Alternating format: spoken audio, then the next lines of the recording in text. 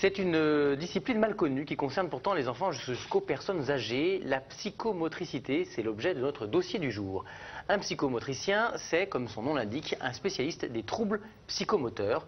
Ils sont aujourd'hui plus de 5000 à pratiquer cette profession paramédicale en France, dont 85% de femmes. Marina. Oui, alors cette psychomotricité est née en 1947 de la rencontre d'une kinésithérapeute et d'un neuropsychiatre. C'est en quelque sorte un métissage entre la neurologie et la psychiatrie, un mélange entre le corps et l'esprit.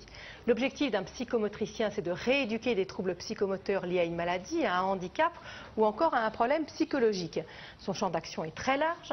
Un psychomotricien peut intervenir en cas de retard de développement, de troubles de l'équilibre ou encore de difficultés de coordination motrice, mais aussi pour résoudre des problèmes d'attention, de déprime, de tics ou encore des troubles du comportement. Alors la première étape quand un psychomotricien rencontre un patient pour la première fois, c'est d'établir ce qu'on appelle un bilan psychomoteur. Et ce bilan a pour but d'évaluer les capacités du patient. Une fois ce bilan dressé, le psychomotricien va élaborer un projet thérapeutique et commencer la rééducation en séance individuelle ou collective si c'est nécessaire. Cette rééducation est basée sur le travail du corps et des mouvements. Le psychomotricien utilise des techniques de relaxation, d'expression corporelle ou plastique et propose aux patients des activités rythmiques, des jeux, des exercices d'orientation, etc. En résumé, il rééduque des fonctions mentales et motrices perturbées par l'intermédiaire du corps. Alors pour exercer cette profession, il faut bien sûr avoir un diplôme. Celui-ci est reconnu par l'État depuis 1974 et est obtenu après 3 années d'études après le bac. Et il y a 6 centres de formation à cette profession en France, 2 à Paris, 1 à Lyon, 1 à Lille, 1 à Bordeaux et 1 à Toulouse. Les études comportent bien sûr des cours théoriques, mais reposent également sur un enseignement pratique assez original.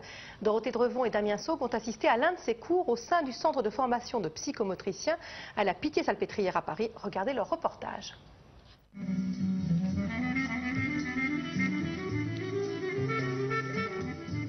Ne vous fiez pas aux apparences.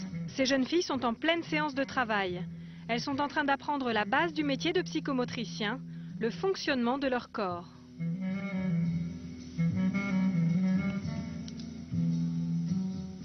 C'est avant tout apprendre sur soi pour pouvoir ensuite travailler dans son métier. C'est une condition nécessaire. On ne peut pas faire de la psychomotricité assis sur un banc d'université seulement. Ça n'est pas possible.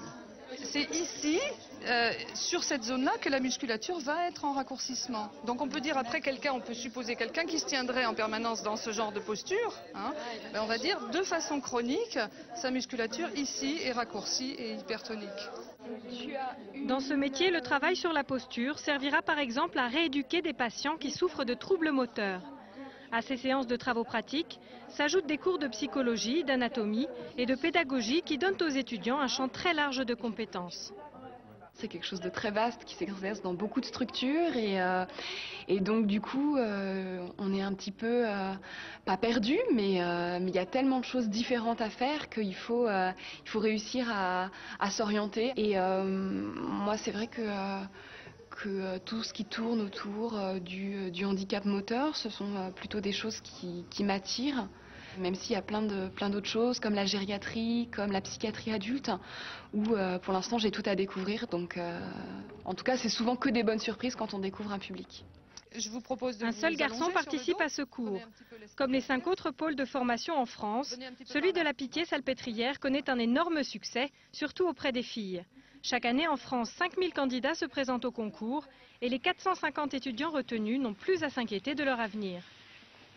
On a beaucoup de chance dans ce métier, puisque ce métier a été créé dans les années 70, donc on va dire que toute la génération des années 70 est en train de partir à la retraite, d'une part, et d'autre part, à cause du numerus clausus, il n'y a pas de chômage dans cette profession. Il y a actuellement, nous avons à peu près répertorié 400 postes libres actuellement en France, donc tous les étudiants auront du travail en sortant. Déjà une inclinaison sur le plan frontal. D'autres postes s'ouvriront certainement dans les années à venir. La plus jeune des professions paramédicales a fait ses preuves. De la néonatologie à la gériatrie, de nombreuses structures reconnaissent et demandent les compétences des psychomotriciens. Comme vous l'avez entendu, les psychomotriciens peuvent intervenir à tous les âges de la vie, aussi bien auprès des femmes enceintes, des bébés, des enfants, des adolescents et des adultes, et même auprès des personnes âgées. Vous l'avez aussi entendu, quand ils sortent de l'école, les jeunes professionnels n'ont pas de difficulté à trouver du travail. La plupart d'entre eux deviennent salariés et exercent dans des hôpitaux, publics ou privés, intégrés dans des services de psychiatrie, de puériculture ou encore de gériatrie. Sachez qu'en milieu hospitalier, un psychomotricien débutant gagne 1 315 € net par mois, prime comprise. L'exercice libéral de cette profession est aussi autorisé, et ce depuis 1988. Mais il faut savoir que les actes de psychomotricité ne sont pas remboursés par la sécurité sociale, certaines mutuelles prenant éventuellement en charge une partie des frais. Dorothée Drevon et Olivier Leplan ont rencontré Juliette, qui est psychomotricienne, dans le cabinet où elle exerce. Son doudou sous le bras, Barthélémy rentre sans hésiter dans le cabinet de sa psychomotricienne pour une séance de 40 minutes. Il souffre de troubles autistiques, il n'a pas conscience de son corps, ce qui handicape ses relations avec les autres. À chaque séance, Juliette consacre donc toute son énergie à stimuler ses sensations physiques. Barthélémy, tu me regardes? Regarde, lève un petit peu ta tête. Coucou. Depuis 6 mois, Barthélémy a Juliette pour lui tout seul, 2 fois par semaine. Ni docteur, ni ami, ni maman, elle tient dans sa vie une place particulière. Coucou, tu te caches? Il y a une relation très forte qui s'instaure donc avec l'enfant. Donc c'est vrai que je représente beaucoup pour eux. En plus, c'est vrai que c'est des enfants petits. Donc c'est souvent des premières relations proches avec une autre personne que la famille ou que le milieu scolaire.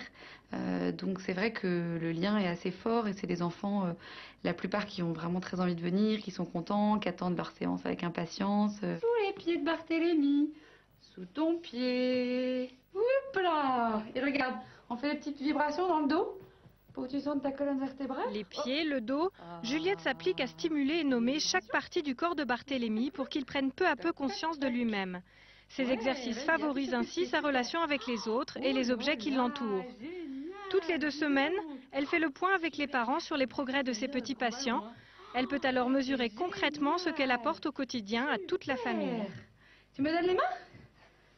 On a vu qu'il s'ouvrait par les activités physiques. Et c'était aussi une manière pour nous